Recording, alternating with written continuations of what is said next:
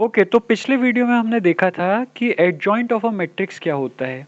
इस वीडियो में हम देखेंगे कि एडजॉइंट ऑफ अ मैट्रिक्स निकालते कैसे हैं। ओके, तो निकालने के लिए मैंने एक सिंपल एक वर्किंग रूल आपको बता रहा हूँ। तो वर्किंग रूल से फ़ायदा ये होगा हमें कि स्टेप बाय स्टेप हमें पता लग जाएगा कि हमें एडजॉइंट ऑफ अ मैट्रिक्स कैसे निकालनी है। ओके, तो देखिए, मैं यहाँ पे सम भी आपको बता रहा हूँ, उसके साथ में one by one working rule first second third fourth ऐसे बता रहा हूँ। ओके, ये 4 स्टेप्स में कंप्लीट हो रहा है।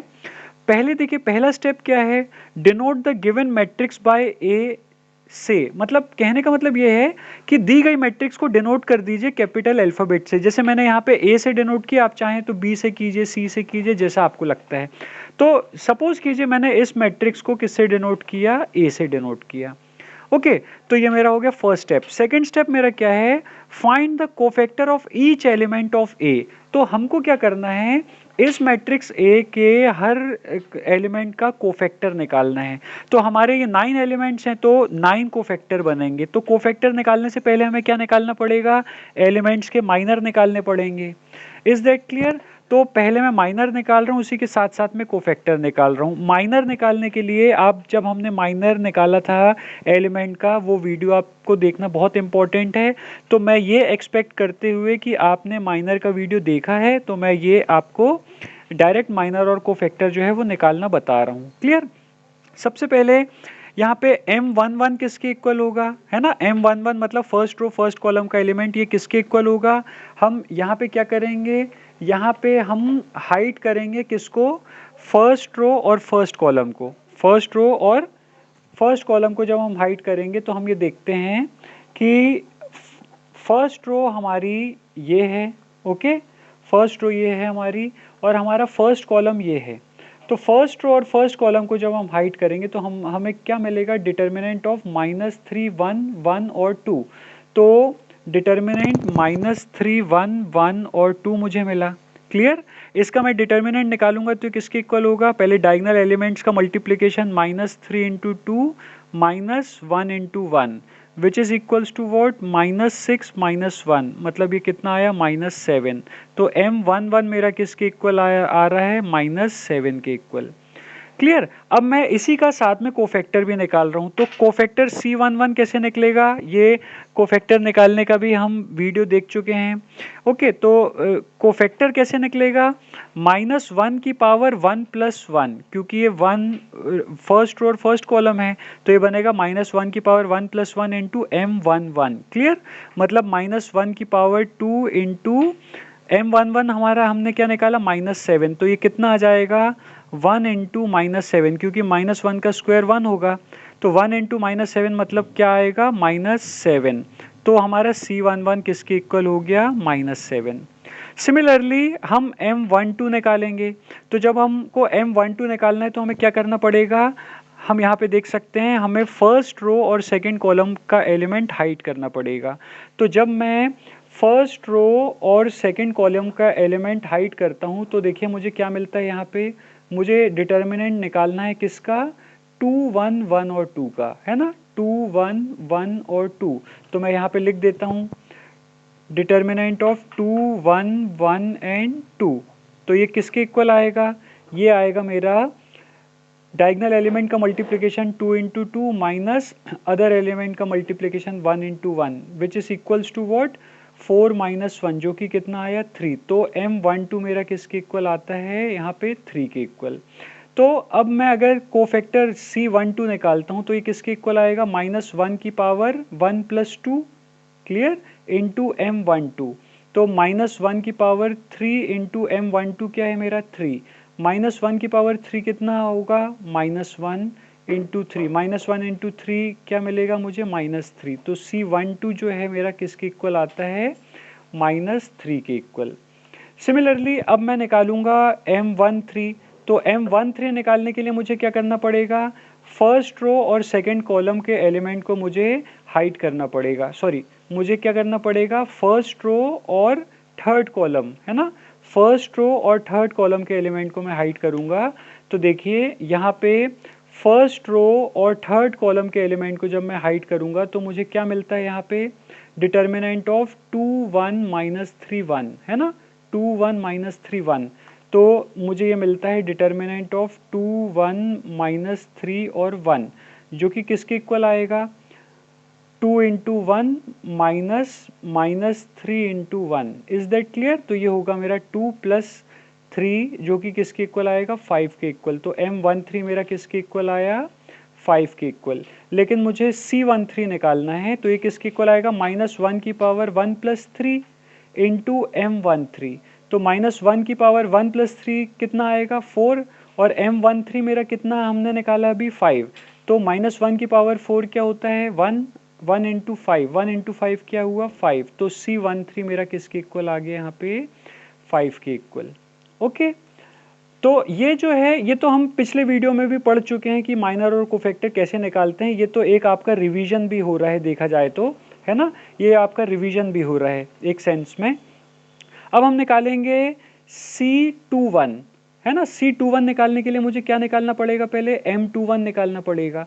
तो M21 निकालने के लिए मुझे क्या करना पड़ेगा, सेकेंड रो और फर्स्ट कॉलम को हाइड करना पड़ेगा, सेकेंड रो और फर्स्ट कॉलम को हाइड करना पड़ेगा। तो चलिए देखते हैं, अगर मैं सेकेंड रो और फर्स्ट कॉलम को हाइड करता हूँ, है ना, ये मेरी सेकेंड रो है ना, मैं लिख भी देता हूँ R1, R2, R3 और ये C1, C2, C3। तो सेकेंड रो और फर्स्ट कॉलम को अगर मैं हाइड करता हूँ तो मुझे देखिए क्या मिलता है, डिटर्मिनेंट ऑफ 5, 1, 7, 2, है ना। तो मैं यहाँ पे लिख देता हूँ डिटर्मिनेंट ऑफ 5, 1, 7, 2, जो कि किसके इक्वल आएगा, 5 इंटू 2 -7 इंटू 1। तो 5 इंटू 2 मेरा कितना आएगा, 10 -7, 10 - 7 कितना आएगा, 3। तो M21 किसके इक्वल आ रहा है, 3 के इक्वल। अब मुझे C21 निकालना है, तो ये किसके इक्वल आएगा, -1 की पावर 2 + 1, राइट, 2 + 1 इंटू M21। तो -1 की पावर 2 + 1 कितना होगा, 3, और M21 किसके इक्वल है, 3 के इक्वल। तो यहाँ पे ये आएगा -1 का क्यूब कितना आएगा, -1, और -1 इंटू 3 कितना मुझे मिलेगा, -3। तो C21 मेरा किसके इक्वल आता है, -3 के इक्वल। क्लियर? अब मुझे निकालना है M22। तो M22 निकालने के लिए मुझे क्या करना पड़ेगा, सेकेंड रो और सेकेंड कॉलम के एलिमेंट को हाइड करना पड़ेगा। तो जब मैं सेकेंड रो और सेकेंड कॉलम के एलिमेंट को हाइड करूंगा तो ये मुझे कितना मिलेगा, देखिए, ये मुझे जो डिटर्मिनेंट लेना है वो अब क्या आएगा, 3, 1, 7 और 2, राइट, 3, 1, 7 और 2। तो अब मैं यहाँ पे डिटर्मिनेंट लूंगा 3, 1, 7 और 2, जो कि किसके इक्वल होगा, 3 इंटू 2 -7 इंटू 1, राइट। तो 3 2 जा होगा 6 -7, 6 -7 मतलब -1। तो M22 मेरा किसके इक्वल आया, -1 के इक्वल। अब मैं C22 को फैक्टर निकालूंगा तो ये क्या आएगा, -1 की पावर 2 + 2 इंटू M22। तो -1 की पावर 2 + 2 क्या होगा, 4 इंटू M22 मेरा क्या है, -1। ओके, -1 की पावर 4 क्या आएगा, 1, 1 इंटू -1 किसके इक्वल होगा, -1 के इक्वल। तो C22 मेरा किसके इक्वल आता है, -1 के इक्वल। अब C23 निकालने के लिए मुझे क्या निकालना पड़ेगा, M23। तो M23 निकालने के लिए मैं क्या करूंगा, सेकेंड रो और थर्ड कॉलम के एलिमेंट को हाइड करूंगा, है ना, सेकेंड रो और थर्ड कॉलम के एलिमेंट को मैं हाइड करूंगा। तो ये रही मेरी सेकेंड रो और ये मेरा रहा थर्ड कॉलम। अगर मैं इसको हाइड करूंगा तो देखिए मुझे क्या मिलेगा, मुझे डिटर्मिनेंट निकालना पड़ेगा 3, 1, 5, 1 का, राइट। तो अब मैं डिटर्मिनेंट यहाँ पे निकाल रहा हूँ, डिटर्मिनेंट ऑफ 3, 1, 5, 1। तो ये किसके इक्वल आएगा, 3 इंटू 1 -5 इंटू 1। तो 3 इंटू 1 में मुझे मिलेगा 3 और 5 इंटू 1 मिलेगा 5। तो ये किसके इक्वल आया, -2 के इक्वल। तो M23 मेरा किसके इक्वल आता है, -2 के इक्वल।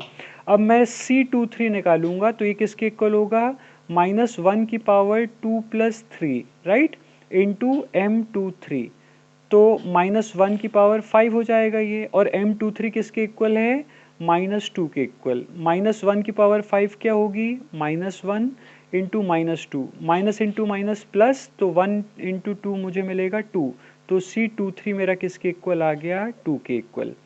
तो आई होप आपको इतना ये क्लियर हो गया होगा कि मैं कैसे निकाल रहा हूँ। अभी हमें मतलब किससे है, हमें C11 को फैक्टर से मतलब है, C11, C12, और C13, सिमिलरली C21, C22 और C23, इनसे मतलब है। क्लियर? सिमिलरली हम अब निकाल रहे हैं C31, उसके लिए हमें पहले M31 निकालना पड़ेगा। अगर मुझे M31 निकालना है तो मुझे क्या करना पड़ेगा, थर्ड रो और फर्स्ट कॉलम को हाइड करना पड़ेगा। थर्ड रो और फर्स्ट कॉलम के सारे एलिमेंट को हाइड करना पड़ेगा। तो जब मैं थर्ड रो और फर्स्ट कॉलम के एलिमेंट को हाइड करता हूं तो मुझे किसका डिटर्मिनेंट निकालना है, 5 माइनस 3 7 और 1 का, राइट। 5 माइनस 3 7 और 1। तो यहाँ पे मैं लिख देता हूँ डिटर्मिनेंट ऑफ 5 माइनस 3 7 एंड 1। तो ये किसके इक्वल आएगा, 5 इंटू 1 माइनस 7 इंटू माइनस 3।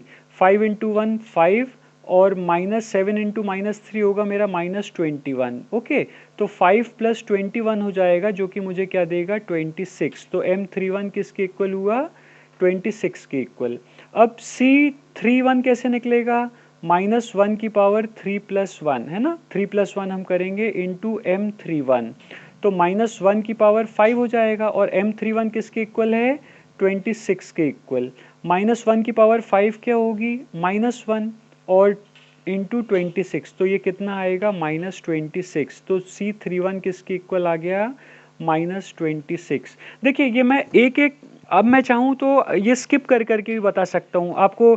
सिर्फ अगर C11 C12 निकाल के बता दूँ और अगर मैं आपको बोल दूँ कि सिमिलरली ये बाकी भी हमें करने हैं और इसके आंसर ये हैं, तो मैं वो भी कर सकता हूँ। लेकिन मैं ये पूरा क्यों करके दिखा रहा हूँ, मैं ये पूरा सिर्फ और सिर्फ इसलिए कर रहा हूँ ताकि साथ में आप लोग भी ये करें। मैं जब ये वीडियो बना रहा हूँ तो मैं ये एक्सपेक्ट करूँगा हर एक स्टूडेंट से कि वो जब ये वीडियो देखे तो साथ में कॉपी और पेन लेके बैठे और जैसे जैसे स्टेप्स हो रहे हैं वैसे वैसे खुद इंडिपेंडेंटली साथ में करता जाए। ओके, तो ये बहुत बेनिफिशियल होगा, वीडियो भी और फिर लर्निंग भी हमारी मीनिंगफुल होगी। क्लियर? अब हम निकालते हैं C22, तो C22 निकालने के लिए हमें C32 हमें निकालना है, उसके लिए हमें M32 निकालना पड़ेगा। तो M32 निकालने के लिए क्या करना पड़ेगा, थर्ड रो और सेकंड कॉलम के एलिमेंट को हाइड करना पड़ेगा। तो थर्ड रो हमारी ये रही और सेकंड कॉलम हमारा ये रहा। इसको हाइड करेंगे तो हमें किस किस एलिमेंट के डिटर्मिनेंट निकालने पड़ेंगे, 3 2 7 और 1 का, है ना। 3 2 7 और 1 का डिटर्मिनेंट निकालना है। तो हम डिटर्मिनेंट निकालेंगे किसका, 3 2 7 और 1 का, जो कि किसके इक्वल आएगा, 3 इंटू 1 है ना, -7 इंटू 2। तो 3 इंटू 1 होगा 3 और 7 इंटू 2 होगा 14। 3 माइनस 14 मुझे मिलेगा -11। तो M32 मेरा किसके इक्वल आया, देखिए -11 के इक्वल। अब मैं निकालूंगा क्या, C32। C32 किसके इक्वल होगा, -1 की पावर 3 प्लस 2। ओके, 3 प्लस 2 को मैं ऐड कर दूंगा, तो 3 प्लस 2 इंटू M32 है ना। तो -1 की पावर 3 प्लस 2 हो जाएगा 5 और M32 हमने अभी निकाला है -11। -1 की पावर 5 मतलब अगर -1 को 5 टाइम्स मल्टीप्लाई करोगे तो हमें क्या मिलेगा, -1 into -11, minus into minus gives you plus. तो हमें ये C32 किसके इक्वल मिला, 11 के इक्वल।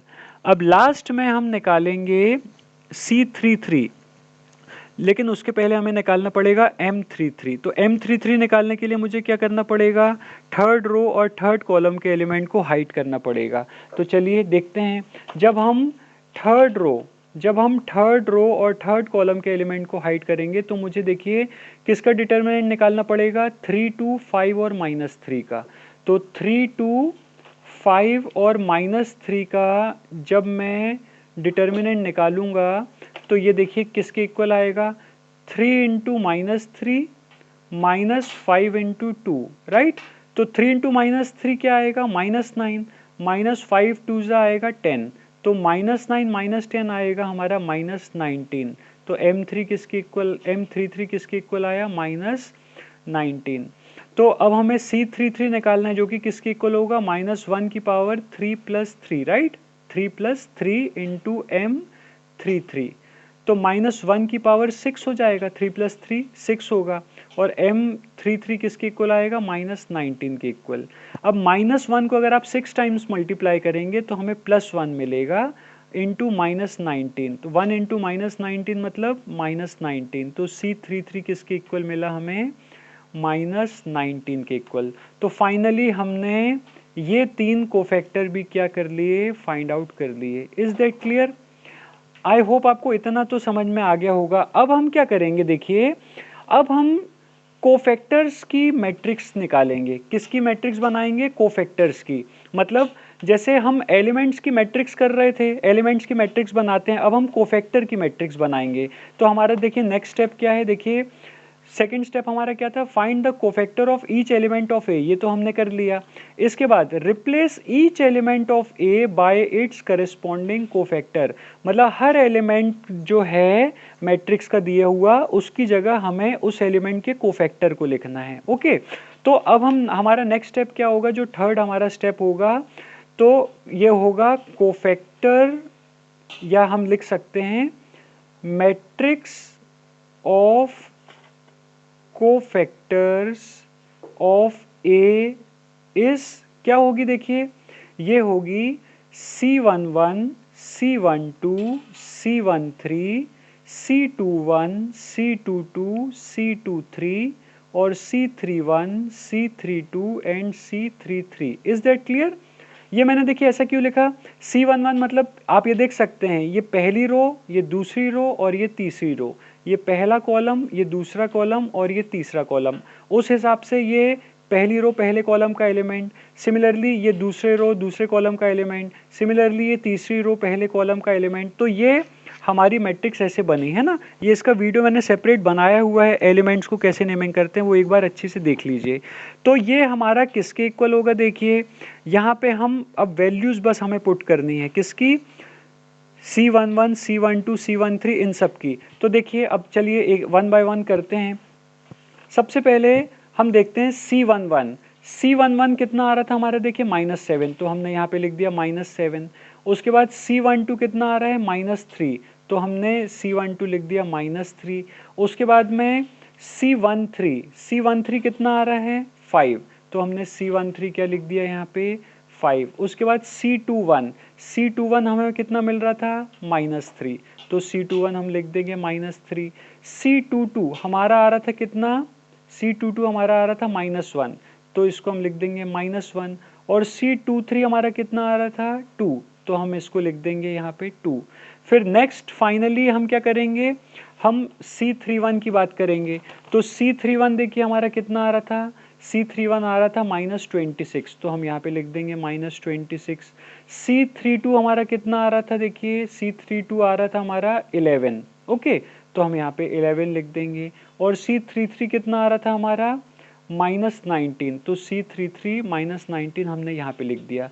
तो ये हमारी मैट्रिक्स जो है वो कोफैक्टर की, किसकी बनी है मैट्रिक्स, कोफैक्टर की मैट्रिक्स बनी। ओके, ये हमारी बन गया। हम इसको ए से डिनोट नहीं कर सकते, क्यों, क्योंकि ए हमारी मैट्रिक्स क्या थी, मैट्रिक्स ए में तो एलिमेंट्स थे, लेकिन यहाँ पे कैसी मैट्रिक्स बनी है, उन एलिमेंट्स के कोफैक्टर्स हमने सारे लिख दिए हैं, तो हम इसको ए से डिनोट नहीं कर सकते। ओके, अब फाइनली देखिए हमारा लास्ट स्टेप क्या रहेगा, take transpose of this matrix then we get adjoint of A.